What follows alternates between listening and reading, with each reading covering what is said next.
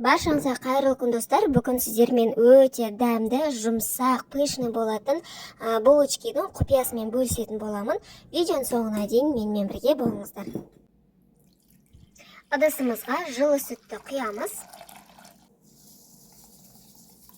Сүттің үстіне қант, тұз және бір жұмыртқаны жарып салып, барлығын жақсылап араластырамыз.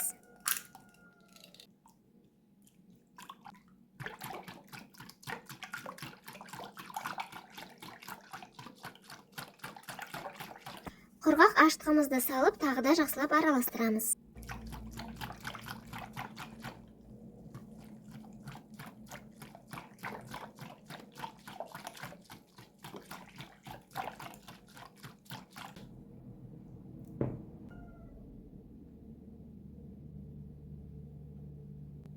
Оның үстіне сүтімізді құйып, қолмен жұмсақ қамыр илейміз.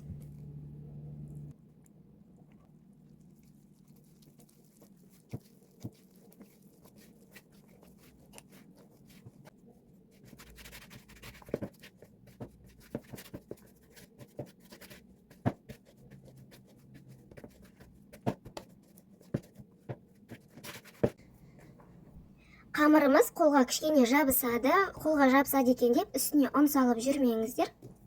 Қамырды столдың үстіне қойып, үстінен кішкене басып, бөлме температурасында тұрған сары майды салып, қолмен жақсылап жағып шығамыз. Майды жағып болған соң, қамырды тағы да видеодағыдай үстінен жақсылап басып шығамыз.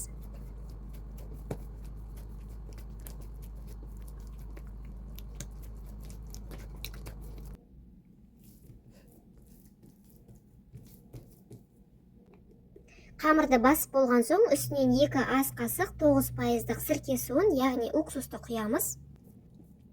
Тағы да қолмен бір келкі болғанша жақсылап басып шығамыз.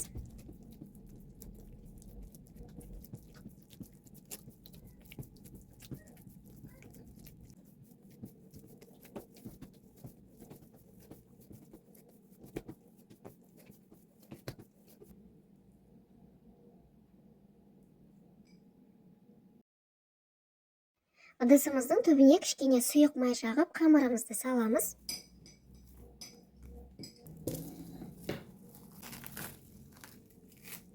Бетін салапанмен жауып, үстінен майлық жауып, жылы жерге 1 сағатқа көтерілгенше қалдырамыз. Мінекей, менде қамырым көтеріліп шықты, әдемі болып көтерілген.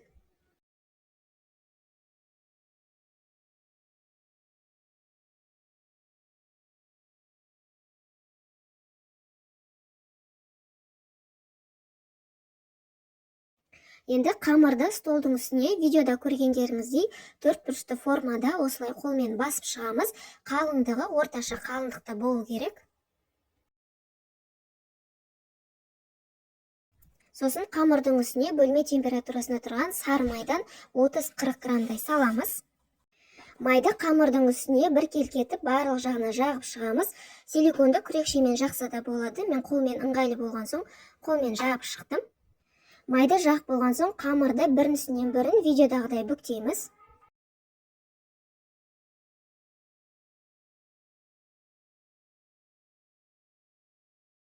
Қамырды осылай үлкен-үлкен 6 бөлікке бөліп шығамыз.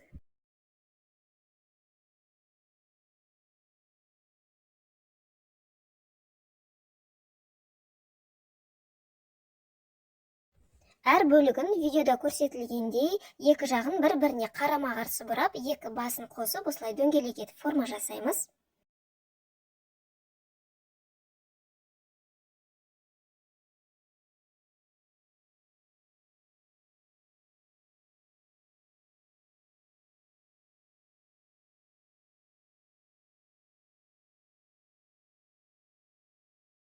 Дайын болған булочкаларымызды формаға салып, бетін салапанмен жауып, 10 минутқа көтерілуге қалдырамыз.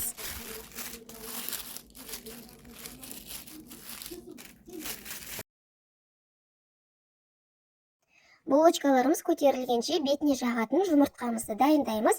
Жұмыртқаны осылай сары уызы мен ақ уызын бөліп алатын боламыз. Жұмыртқаның сарысына 1 ас қасық сүт құйып, шанышқымен жақсылап араластырамыз.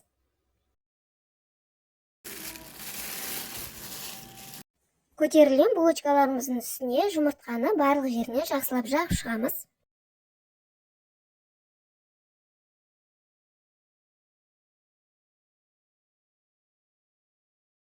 Мен булочкалардың бетіне жартылай мак сеуіп шығамын, сіздер қалауларыңызша сәндесеңіздер де болады.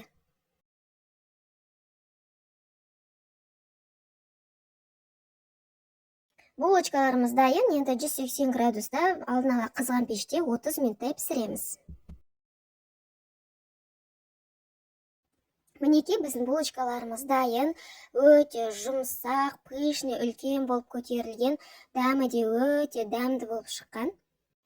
Міндетті түрде жасап көріңіздер, сіздерге де ұнайды деген ойдамын. Видеом сіздерге пайдалы болса, лайк басып, пікір қалдыра кетіңіздер. Арнама тіркелуді ұмытпаңыздар. Назарларыңызға рахмет. Қош сау болыңыздар.